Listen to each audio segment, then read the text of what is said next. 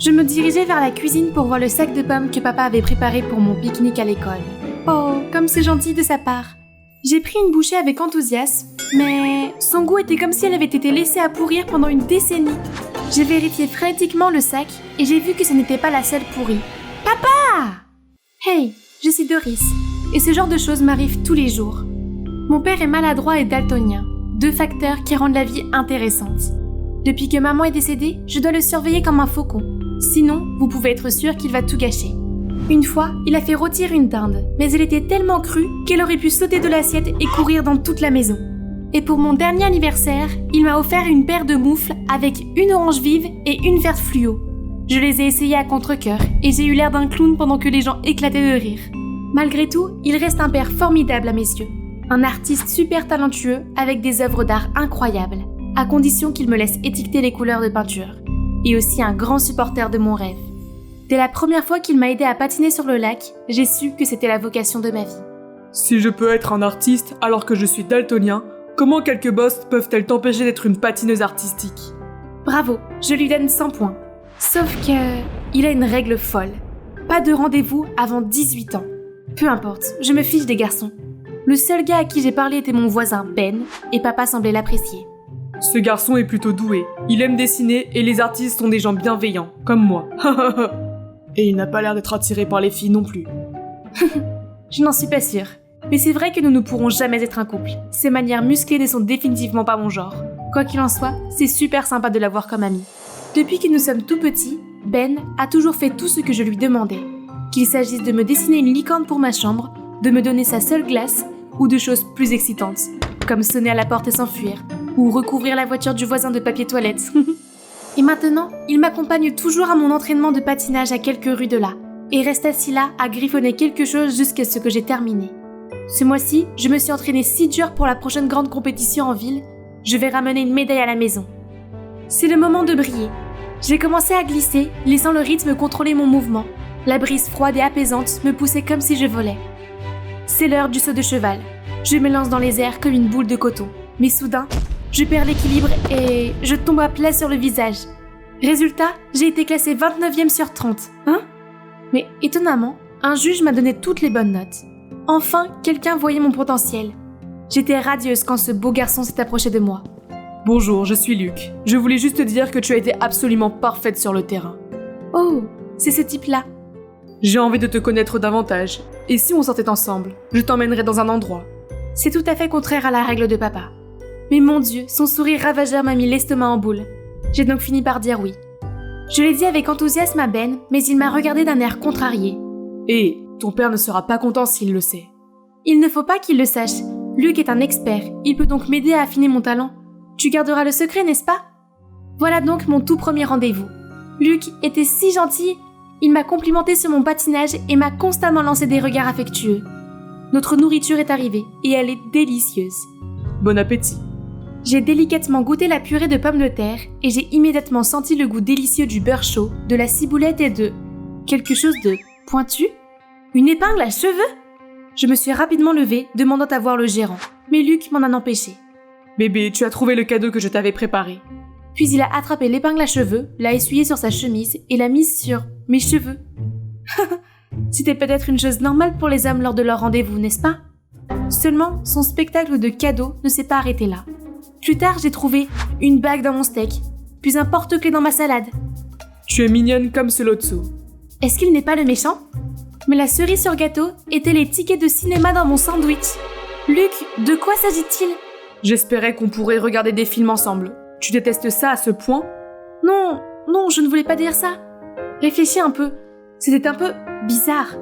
Mais aussi la chose la plus douce qui me soit jamais arrivée. Luc avait une drôle de façon de la montrer, mais il m'a fait me sentir spéciale et étourdie, et peut-être amoureuse. Avant que j'aie pu réfléchir, il s'est rapproché de moi. J'ai fermé les yeux et j'étais prête à recevoir le baiser le plus romantique qui soit. Mais pourquoi ses lèvres étaient-elles si dures et si immobiles ? Qu'est-ce que c'est ? Le menu ? Et celui qui le tenait était... Papa ? Tu connais ce vieux fou ? Je suis son père. Puis papa a traîné une chaise supplémentaire jusqu'à notre table, s'est assis et a commencé à bavarder. Puis pendant que Luc ne regardait pas, il a versé du poivre dans son café.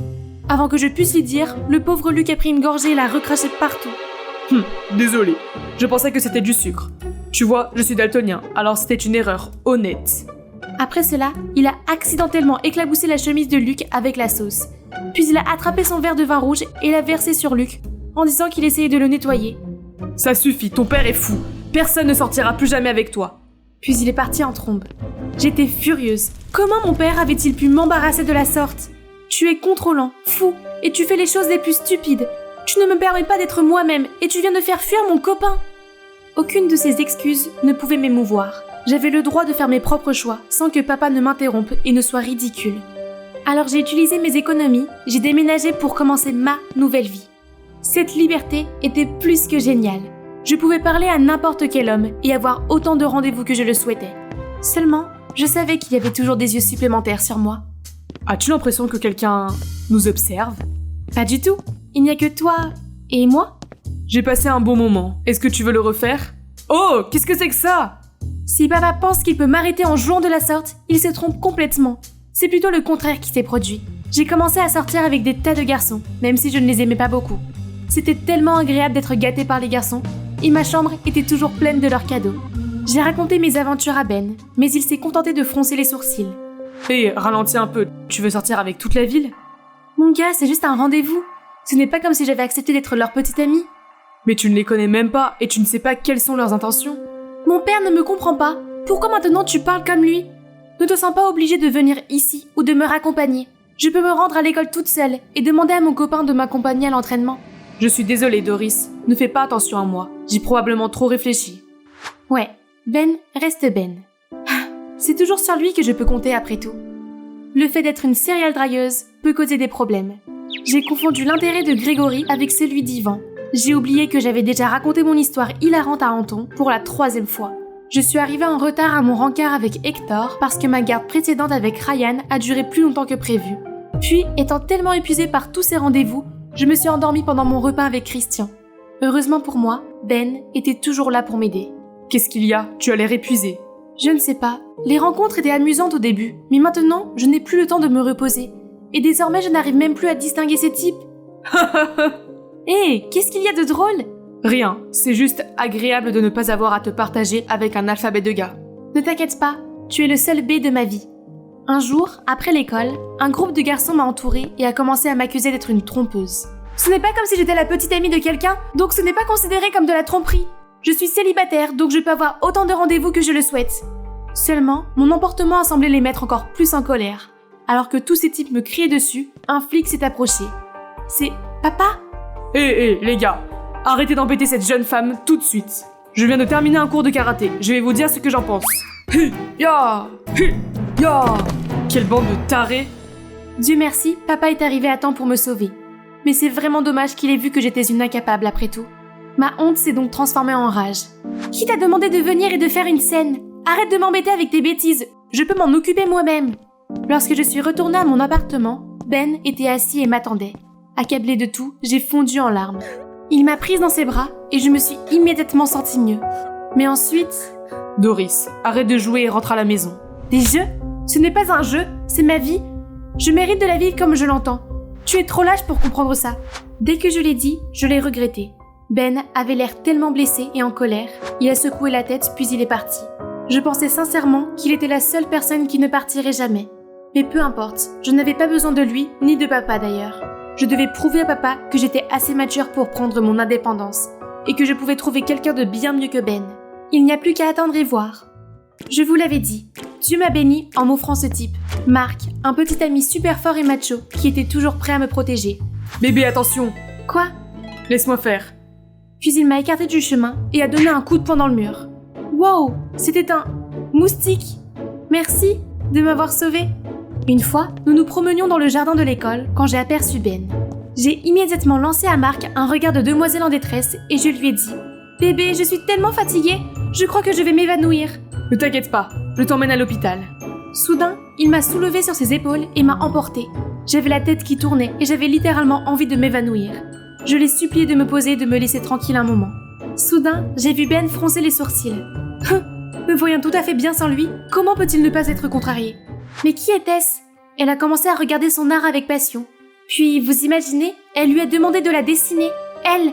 et il a accepté. Je ne peux pas rester là à regarder ce jeu ridicule. Alors j'ai attrapé la main de Mark et je l'ai éloigné. Mais cette nuit-là, je n'ai pas arrêté de me retourner et l'image de Ben et de cette fille n'arrivait pas à me sortir de la tête.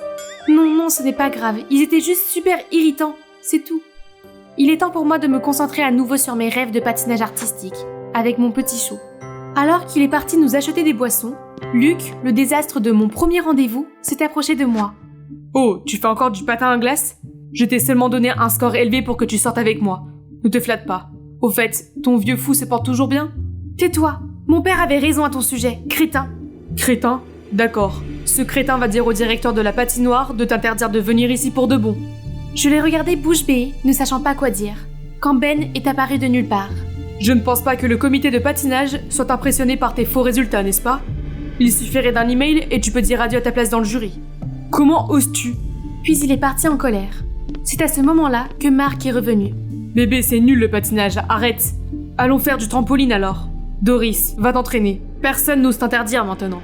Mais qui es-tu? Mark, arrête! C'est Ben, mon ami. Ah, non, juste quelqu'un que je connais. Doris, fais attention avec ce type. Ce ne sont pas tes affaires. Allons-y, Mark. Au revoir, loser. Le lendemain à l'école, j'ai revu Ben avec cette fille. Mon cœur s'est mis à battre la chamade et je ne sais même pas pourquoi. Peut-être que j'étais habituée à avoir Ben près de moi. Honnêtement, il me manquait beaucoup. Mark a rapidement suivi mon regard vers Ben. C'est pas le mec de la patinoire? Pourquoi tu le regardes comme ça? Juste après, il s'était lancé vers Ben. J'ai attrapé son bras pour essayer de l'arrêter, mais il m'a éloigné vers un coin. Tu es ma fille, n'oublie pas ça. Devant moi se trouvait un parfait inconnu. Ce n'est pas le Mark normal que je connais. Il était censé me protéger, mais maintenant, je ne ressentais que la peur. Je ne pouvais plus bouger. Mark s'est penché pour m'embrasser et je l'ai immédiatement bloqué. Quoi? Comment oses-tu? Oh non, je suis foutue. Oh, terroriser ta propre copine, je vois. Sympa. Ben? Juste attends, tu es mort avec moi. Mark s'est alors emparé d'un pot de fleurs et a foncé sur Ben. Mais j'ai paniqué en le poussant avant qu'il ne puisse faire quoi que ce soit. Il a trébuché, marmonnant quelque chose, quand le poing de Ben est sorti de nulle part. Toi! Tu veux un autre coup de poing? Mark a agité les poings devant lui, mais puis s'est éloigné précipitamment. J'ai regardé Ben et je n'en ai pas cru mes yeux. Il était fort et protecteur, totalement différent du Ben doux que je connaissais depuis tout ce temps. Je pense qu'il est temps pour toi de rentrer à la maison. Tu t'es déjà demandé pourquoi ton père a vraiment fait ça? Ben avait raison. Et le drame de la journée m'a fait réaliser à quel point papa me manquait. Je me demandais comment il allait. En rentrant, j'ai trouvé papa assis tout seul, en train de s'assoupir au milieu d'un tas de saletés. Il portait des vêtements tachés, et sur le chevalet, il y avait une peinture inachevée de moi. Les yeux pleins de larmes, j'ai couru vers lui et je l'ai serré contre moi. Je suis tellement désolée d'être partie. Je pensais que j'irais bien toute seule, mais ce n'est pas le cas. Tu me manques. Tu es de retour, tu me manques aussi, chérie. Je me suis sentie si mal d'avoir contrarié mon père. Quand je me suis calmée, nous avons parlé de nos problèmes. Chérie, je sais, c'est juste difficile. Tu es tout ce qu'il me reste. J'ai peur que tu sois trop jeune pour prendre les bonnes décisions, et je ne supporte pas de voir ces idiots te faire du mal. Mais papa, j'ai aussi besoin d'expérience pour apprendre et grandir. Soutiens-moi, veux-tu? Bien sûr. J'ai toujours souhaité que tu trouves un homme gentil qui te comprenne, te soutienne, soit toujours à tes côtés et te rende vraiment heureuse. Toutes ces qualités m'ont rappelé quelqu'un. J'ai continué à courir après des choses insignifiantes, oubliant ainsi celui qui se tenait à mes côtés en permanence. Je suis donc immédiatement allée le chercher. Hey Ben! Oh, salut! Tu seras heureux que je suis retournée vivre avec papa. Oui, c'est une bonne nouvelle. Écoute Ben, je suis désolée. J'ai été une idiote. Je t'ai pris pour acquis et maintenant je me sens très mal pour ça. Je me demandais si tu m'emmènerais à l'entraînement demain. Je vais y réfléchir. Et je ne m'attendais pas à te voir affronter un dur à cuire comme Mark. Tu n'es pas seulement un artiste timide, n'est-ce pas? Qui a dit que j'étais timide?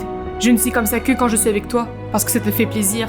En fait, je suis tout à fait capable de m'occuper de moi et de toi.